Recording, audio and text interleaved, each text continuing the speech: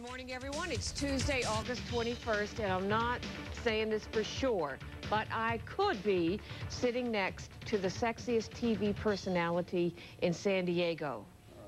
Could be. When donkeys fly. We're going to get the results of a local radio station contest in just a few minutes. Thank you so much. I could be a lot sexier with more hair. There's an area back here. It's called Area 45. That's what I call it. Doctor, don't go back there with the camera.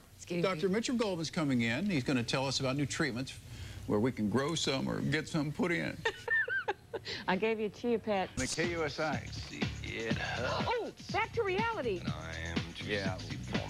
Are you losing your hair? Pretty boy. Dr. Mitchell Goldman is here. There he is. The devious Dr. Mitchell Goldman is here with the latest treatments to reverse that hair loss. No, I don't want green implants. It's okay. It's hair. Don't be picky. I'll take what I can get. It's fairly well documented that I have just a small thinning. Don't look back there, doctor. I'm very sensitive about it, as all men are. I mean, sometimes, you start losing your hair, you get a little bald spot, and you'd like to cover it up, but you don't want one of those furry, weird-looking things sitting on top of your head. So, Dr. Mitchell Goldman is here, and we're talking about ways that you can grow some hair and hopefully keep it for a while. Well, Stan, many of us are hair deprived, myself included. In the old days, there really wasn't much you could do. You had to basically take hair from the back of your head and transplant it to the top.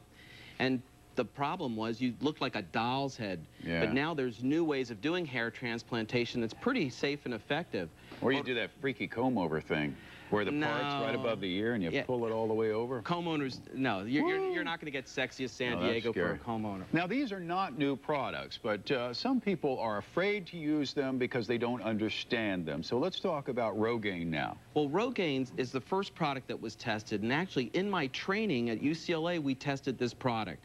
Now, what you do is you basically put it on your scalp once or twice a day. The problem was it only really worked on young guys. When we tested it on the undergrads, it worked pretty well. Grew back a lot of hair. By the time you got to people my age, a professor didn't grow hair very much at all. So the time to use this is when you're just starting to see the hair loss. All right, and then, and they're running that ad now on television saying, use it before you begin, to keep the hair that you do have. So they're kind of, they've changed their ad campaign a little bit, I think, to go to the younger crowd with that.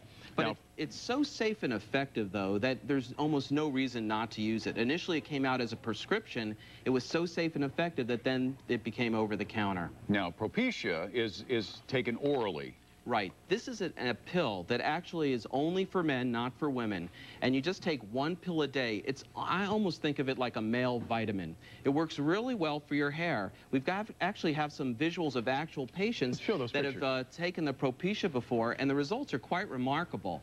One of the pictures will show when you take one pill a day, and this is after about 3 months, you can see a lot of hair growth coming back. And that's in a place where usually we'd have to do a hair transplant. Why is this line down there? It almost looked like a scalp reduction, is what I thought it was. No, what we did is we actually combed the patient's hair so that you could get an accurate computer measurement. That is pretty dramatic growth. Now, how does that work?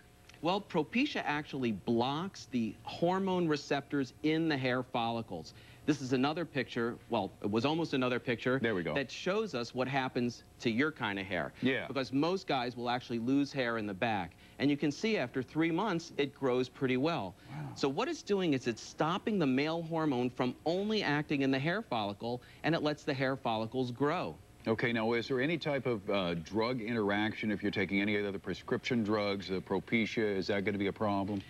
Almost not. It's an extremely safe drug. It's in a very low concentration of a medicine that was actually used in men for prostatic hypertrophy or an enlarged prostate. And then what they found out is when they were giving these guys pills for their prostate, they were growing hair. So what we did is we basically did a dose study and found a very low and effective dose that will not give you any side effects at all, just grow your hair. But so no problem if you have a liver condition, heart condition, things like that? No, it is a prescription. It does need to be taken under a physician's care, but it's remarkably safe. This picture here just shows another example of how Propecia works, and this would be, we would say, about a 75% improvement. The first one we saw was almost 100% improvement. Yeah, some people do really get dramatic results with this now. It's really amazing, especially on the vertex or the top of your head.